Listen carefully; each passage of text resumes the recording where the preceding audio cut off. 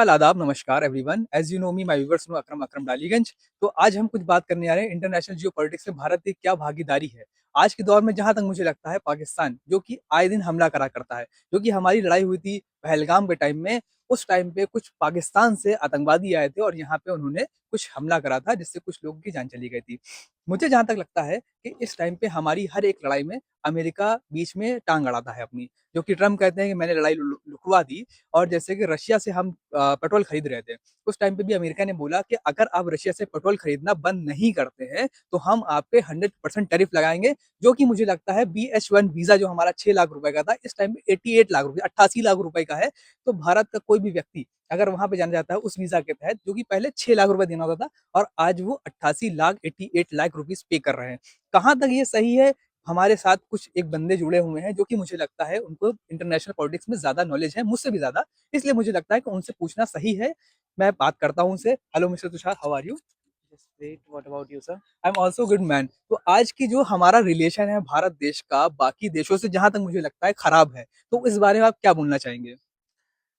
Sir relation तभी खराब होते हैं या तो दोनों तरफ से एक ना एक पक्ष कहीं न कहीं अपना नेगेटिव इफ़ेक्ट दिखाना चालू कर दे और भारत का वैसे मैं जानूँ तो भारत जाना ही इसलिए जाता है वसुधैव कुटुंबकम को लेकर के और मोदी जी ने वैसे भी शो कर दिया हर जगह पर। और देखा जाए रिलेशन खराब होने की बात है तो हम लोग कभी भी रिलेशन खराब की ओर कगार पे जाते ही नहीं है। सामने वाला ही जब अपनी तरफ से कुछ हमको हाव-भाव दिखाने लगता है तो भारत उसी में का देश है कि अगर आप 2 कदम पीछे हटेंगे तो हम 10 कदम पीछे हट जाएँगे। सर, जैसा कि मुझे लगता है अमेरिका की वजह से हमारा बहुत सी चीज़ें चलती हैं, बहुत सी चीज़ें वहाँ से इम्पोर्ट करते हैं और वो हमारा जो ट्रम्प ने वीज़ा इतना महँगा कर दिया है, तो क्या आपने कोई ऐसा कदम नहीं उठाया कि अमेरिका से रिश्ते हमारे अच्छे बने? हाँ, बिल्कुल क्यों नहीं कदम उठाया है और कदम हम लोग उठाते चले आ रहे हैं। हम लोग आज़ादी के बाद से कदम ही उठाते चले आ रहे हैं। अमेरिका ने हम लोग के लिए ऐसा किया ही क्या है? कि भाई वो हमेशा अलाइज़ चाहता है अमेरिका, हमेशा-हमेशा अलाइज़ चाहता है और इंडिया की डॉक्ट्रिन में ही यही लिखा है कि भाई हम आपके साथ में पार्टनरशिप कर सकते हैं, लेकिन आपका अलाइज़ नहीं बन सकते हैं। क्योंकि अगर आपका अलाइज़ बनना है तो भाई हम किसी के अगेंस्ट तो जा रहे हैं ना।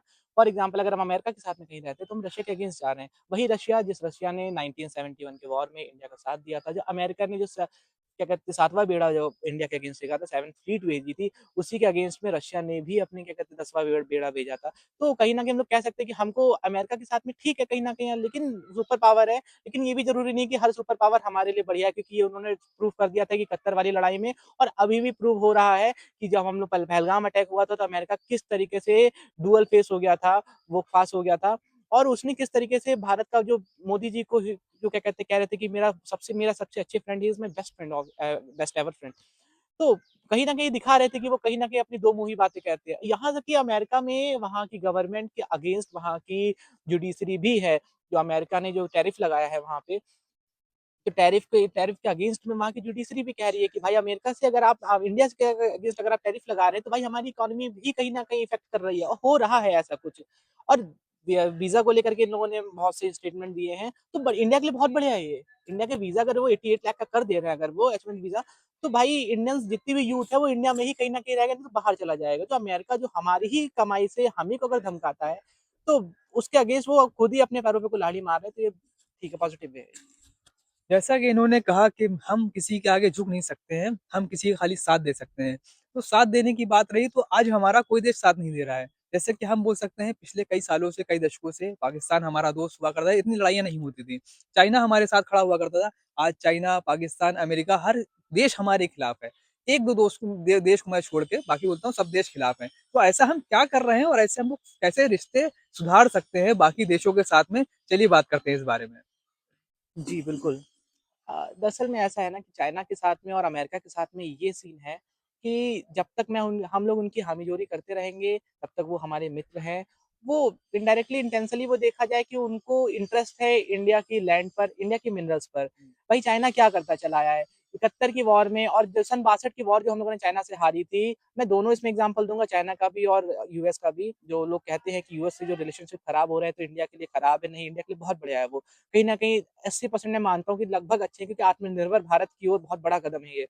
और मैं ये भी मानता हूँ कि 62 की लड़ाई जब हुई थी, तो अमेरिका की जो सीआईए थी जो, स्पाई एजेंसी थी अमेरिका की। तो भाई वो तिब्बत में आई थी, इंडिया में, इंडिया के पास में आई थी, तिब्बत में आई थी, उसने ऑपरेशन किए थे। तो अमेरिका ने जब ऑपरेशन किए चाइना के अगेंस्ट, तो जब सीआईए कहीं ना कहीं वो कमजोर पड़ने लगी तो सीआईए भाग गई, लेकिन उसका नतीजा किसने भोगा? भारत ने भोगा।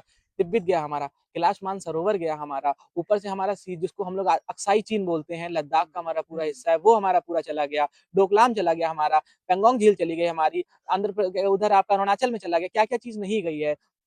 उस समय गलती थी उनकी, क्योंकि भाई उस समय हमारी थी हिंदी चीनी भाई भाई ब्रदरहुड को लेकर के। लेकिन इंडिया की डॉक्ट्रिन का कहना है कि भाई हम भाईचारा निभाएंगे, लेकिन आपकी तरफ से भी पहल होनी चाहिए। और जिस दिन अगर आपने हाथ हटाया तो हम पूरी मुट्ठी बांध करके, अगर आप हमारे अगेंस्ट आएंगे तो हम उसी मुट्ठी को आपके ऊपर बहुत बड़ा प्रहार करेंगे, कि जो जिससे कि हमारी संप्रभुता को कोई ठेस ना पहुंचे, हम आगे बढ़ते रहें। जैसा कि इनका कहना था कि हमने बहुत कुछ गंवाया है, तो मैं एक सवाल करना चाहता हूँ, जो भी पहलगाम अटैक हुआ उसके बाद हमने ऑपरेशन सिंदूर करा, तो क्या ऑपरेशन सिंदूर में हम पाकिस्तान में पूरी तरीके से नेस्तनाबूद नहीं कर सकते थे?